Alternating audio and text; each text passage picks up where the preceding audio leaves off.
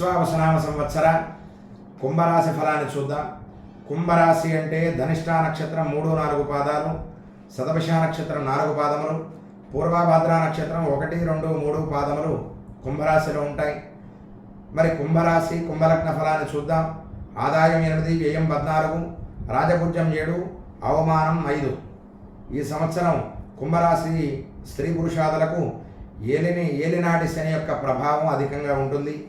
శని యొక్క రాశి కాబట్టి ధర్మకార్యాలు చేస్తారు, పుణ్యక్షేత్ర సందర్శన చేస్తారు, చేయు వ్యాపారాలందు ప్రాముఖ్యత, రావలసిన బాకీలు వసూలవుతాయి, స్పెక్యులేషన్ లాభం, అప్రయత్నంగా లాభాలు చేకూరుతాయి, ఆటపాటల పోటీల్లో విజయం చేకూరును. గురుబలం వల్ల సంఘంలో పలుకుబడి పెరుగుతుంది. అంతేకాదు ఎటువంటి నూతన వ్యాపారం తలపెట్టినా విజయాన్ని చేకూరుస్తాయి. తగాదాలు వ్యవహారాల్లో మీదే పైచేయి అవుతుంది. వెండి బంగారం మొదలగు విలువైన వస్తువులు లాభిస్తాయి కూడా. భూగృహాది స్థిరాస్తులు సంపాదించుట, నూతన కాంట్రాక్టులతో లాభాలు చేకూరుతాయి. కొత్త కాంట్రాక్టులు వచ్చేందుకు అవకాశం ఉన్నది. కుంభరాశి వారికి కుటుంబ భారం అనేటువంటిది హెచ్చుగా ఉంటుంది. మానసిక ఆవేదన పెరుగుతుంది కొద్దిగా.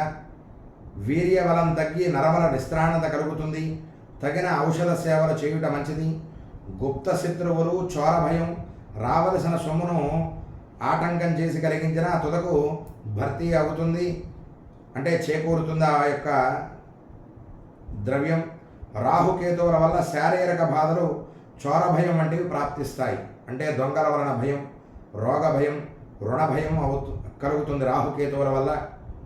గృహ మార్పులు, స్థాన మార్పులు తప్పవు. నూతన కృషి ప్రయత్న లాభం. చేతి వృత్తులచే జీవించే వారికి ఎందులోనూ నష్టం రాదు.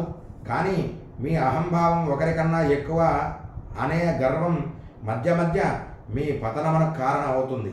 కాబట్టి ఆ యొక్క అహంకారం అనేటువంటి దాన్ని పక్కన పెడితే కుంభరాశి వారికి మంచి ఫలం లభిస్తుంది. ఎవరిని నిందించవద్దు. అంతేకాదు మీ విద్యాధిక్యత సూక్ష్మంగాను సున్నితమైనటువంటి మనస్సోగుట చేత అనరాణించని అకారణంగా కొంత లోపల భయం అనేటువంటిది ఏర్పడుతుంది. దైవారాధనే మీకు శరణ్యం. కుంభరాశి వారికి దైవ చింతన అనేటువంటిది చాలా ముఖ్యంగా చెప్పారు ఇక్కడ.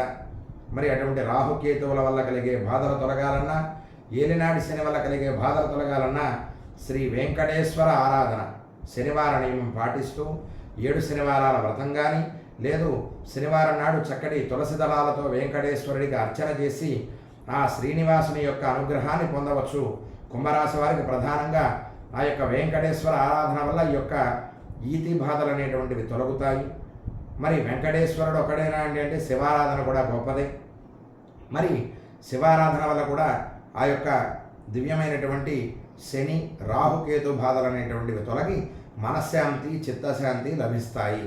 అంతేకాదు మరి కుంభలగ్నాన్ని మనం చూస్తే కుంభలగ్న జాతకులకు జరగబో 2.5 సంవత్సరాలు శని ద్వితీయంలో ఉన్నందువల్ల విశేష ధనయోగం, గృహయోగం, కార్యసిద్ధి, దుర్లాభములు కలుగుతాయి.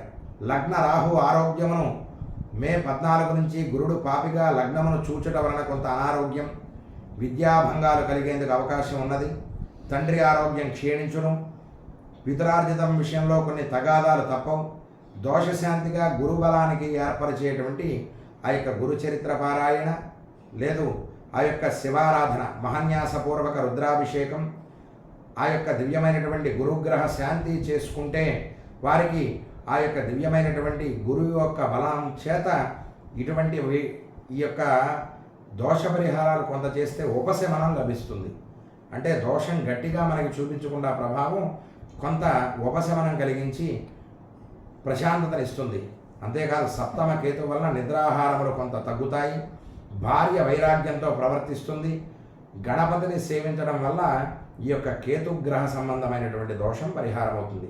కాబట్టి కుంభరాశి వారు కూడా ఒక 6 మాసాల పాటు ఆ యొక్క సంకష్టహర చతుర్థి వినాయక వ్రతాన్ని ఆచరించిన వారికి శుభఫలం కలుగుతుంది. కాబట్టి కుంభలగ్న జాతకులు ఆ పరిహారాలు చేసుకుని ఆ యొక్క భగవద్ అనుగ్రహాన్ని పొందవలసిందిగా కోరుతున్నాను.